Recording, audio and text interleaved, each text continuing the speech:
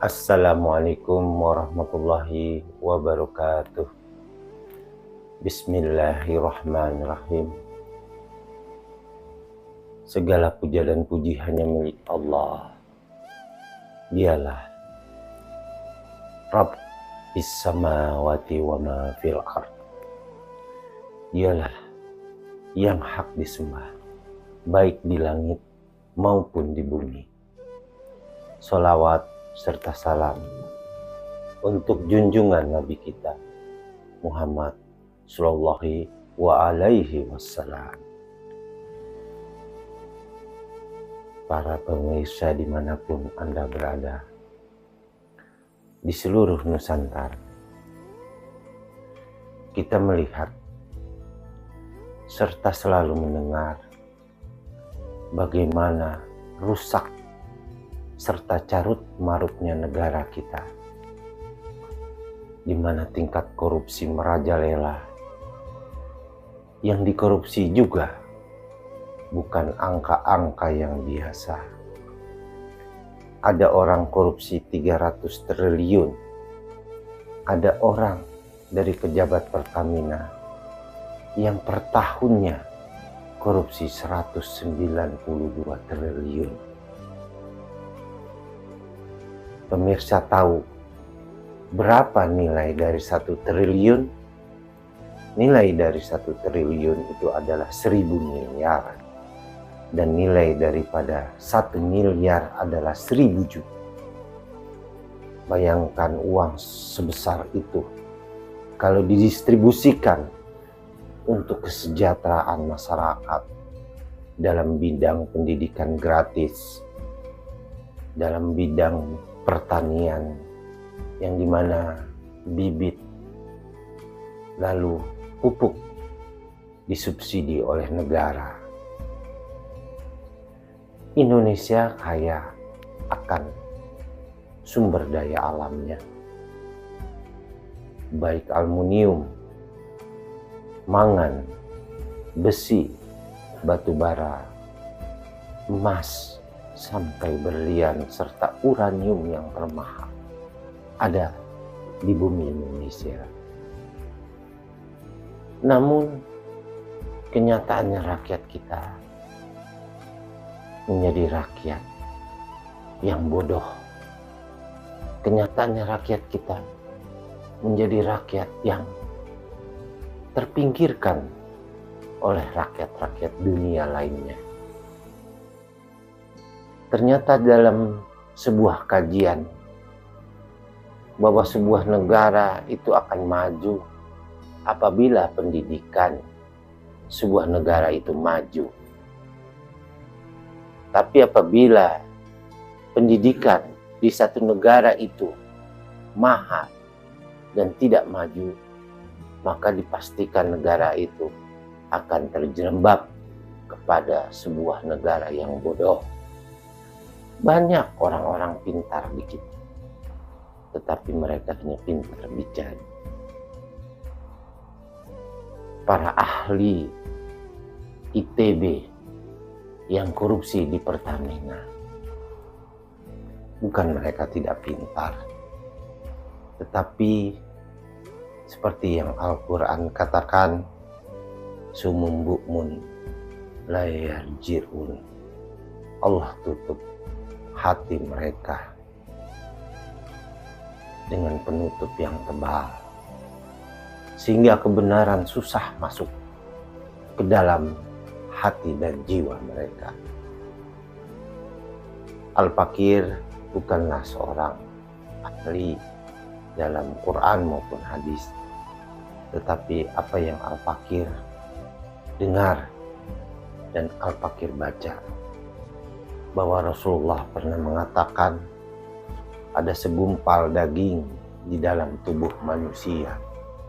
Apabila daging itu rusak, maka rusaklah seluruh tubuh manusia tersebut. Namun apabila daging itu baik, maka baiklah seluruh tubuh manusia tersebut.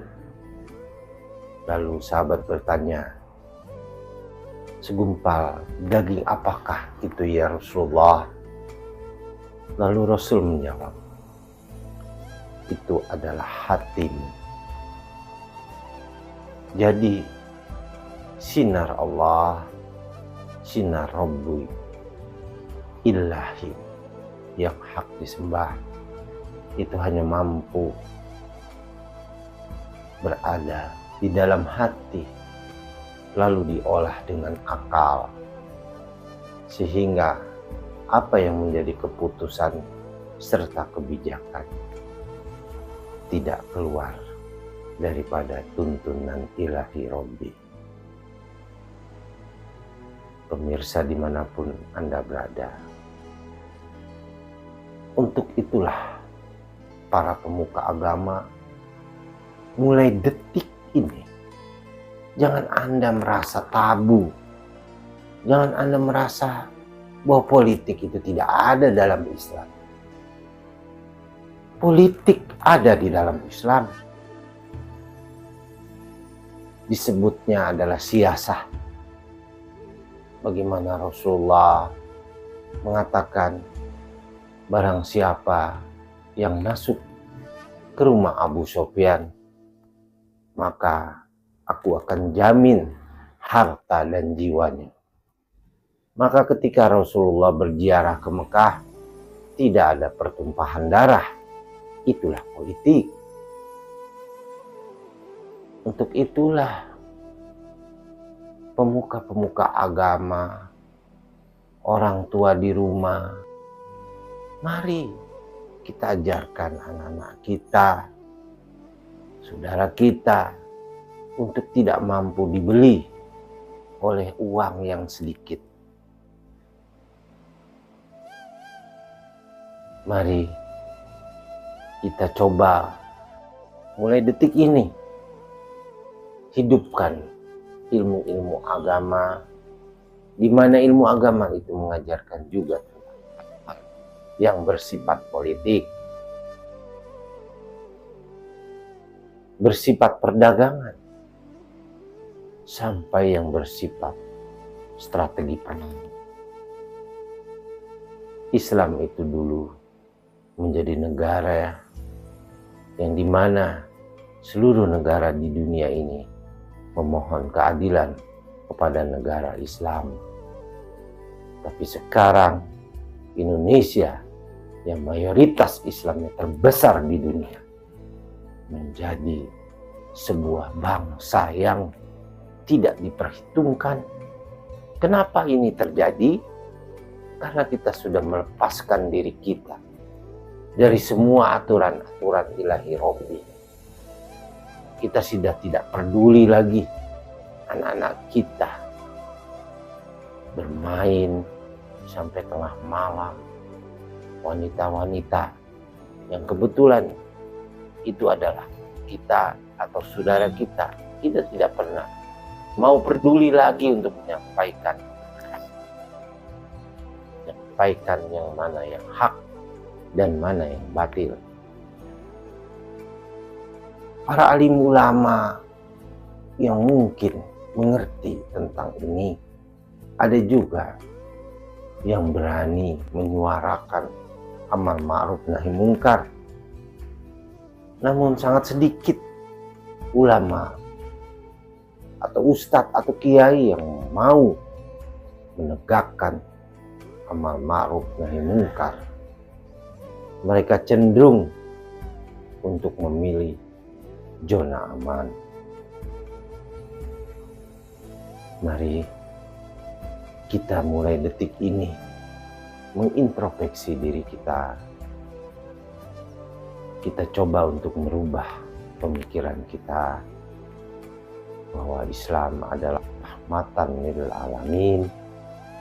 Anak-anak muda, anak-anak pemudi, mari kita rangkul dengan kasih sayang. Jangan kita memukulnya. Kita ajarkan dengan kasih sayang yang setulus-tulusnya. Para alim ulama, ustadz, dimanapun yang mungkin Anda berada, tidak usah khawatir dengan kehidupan di dunia. Karena barang siapa yang menolong agama Allah, maka Allah akan tegakkan kedudukannya di muka bumi ini. Untuk kehidupan pasti Allah akan memberi jalan keluar bagi orang-orang yang sungguh-sungguh bertakwa dengan jalan keluar yang tidak terduga. Yuk kita ke depan berdoa. Semoga apa yang dikatakan Kiai besar Nahdlatul Ulama, yaitu Kiai Abdurrahman Wahid atau yang populer dipanggil Gus Dur, bahwa Bapak Prabowo adalah pemimpin yang ikhlas. Mari kita doakan presiden kita untuk selalu dibimbing, diingatkan oleh hati nuraninya, dan mampu melihat dengan basyirah yang tajam serta jelas mana yang menjadi musuhnya dan musuh bangsa ini, dan mana yang menjadi kawannya dan kawan bangsa ini. Semoga presiden kita yang sudah terpilih, Allah berikan kesehatan, Allah berikan bimbingannya. Semoga musuh-musuh presiden kita yang ingin mencelakakan bangsa ini, Allah berikan bimbingannya, hidayahnya.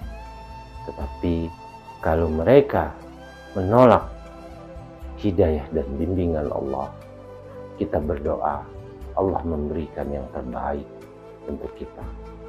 Entah apa itu yang terbaik. Pemimpin-pemimpin, penyelenggara-penyelenggara yang mempunyai hati busuk, yang ingin memperkaya diri saja,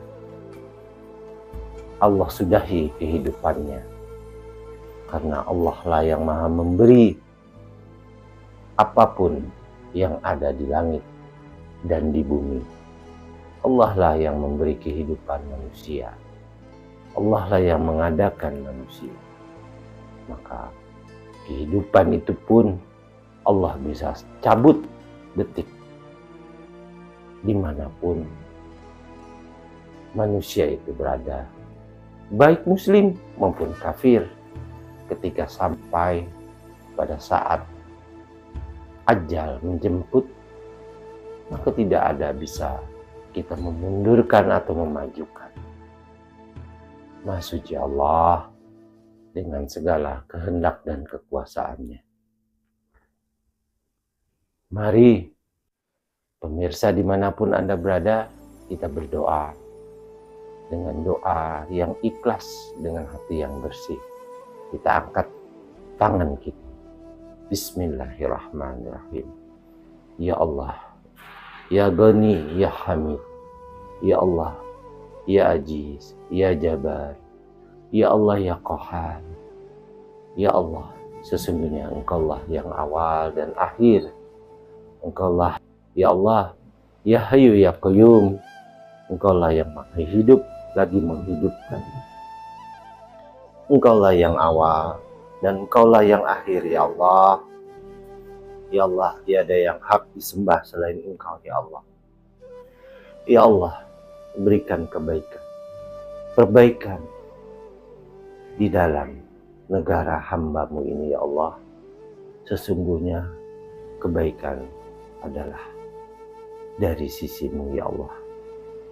Ya Allah, sesungguhnya hamba serta bangsa ini, ya Allah, memerlukan sebuah kekuatan, yang dimana kekuatan itu dari-Mu, bukan kekuatan lainnya. Karena ketika Engkau katakan kun fayakun, maka tidak ada yang dapat menolak apa yang menjadi kehendak dan kekuasaan-Mu, ya Allah. Ya Allah, berikanlah anak cucu kami, pemimpin-pemimpin negeri ini, bimbingan-Mu, ya Allah. Jauhkan penyelenggara negara ini dari sifat serakah, tamak, rakus, sehingga bangsa dan negara ini bisa sejahtera, bangsa dan negara ini bisa nyaman, bisa hidup dalam kebahagiaan, dalam sebuah kegembiraan, bukan dalam penderitaan maupun di dalam keterhimpitan. Ya Allah, bagi mereka yang rakus, tamak, berikanlah hidayahnya ya Allah. Berikan hidayahmu agar mereka sadar apa yang telah mereka lakukan. Kalaupun mereka tidak mau berhenti ya Allah, maka sesungguhnya Engkaulah yang maha menghentikan, karena Engkaulah yang maha mencabut kehidupan. Maka cabutlah kehidupannya ya Allah, sehingga dia tidak bisa lagi berbuat maksiat, tidak lagi bisa berbuat kerusakan-kerusakan. Sesungguhnya makar manusia tidak ada apa-apanya ya Allah dibandingkan dengan makar-Mu. Ya Allah ya Rabb, ya Rahman, ya Rahim, irhamna ya Allah. Berikan kesabaran bagi kami, orang-orang miskin, orang-orang fakir, orang-orang yang setiap hari harus menahan lapar, harus mencari uang yang tidak mudah ya Allah. Berikan kami kesabaran ya Allah.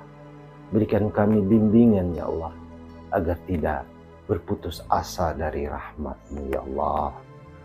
Ya Allah ya Ghani ya Hamid, sesungguhnya Engkaulah yang maha kaya, lagi maha terpuji. Kayakanlah kami ya Allah dengan karunia-Mu, bukan kekayaan yang bukan dari karunia-Mu. Ya Allah ya Rabbana, kami akhiri doa kami dengan memohon kebaikan, perbaikan di dunia maupun kebaikan di akhirat.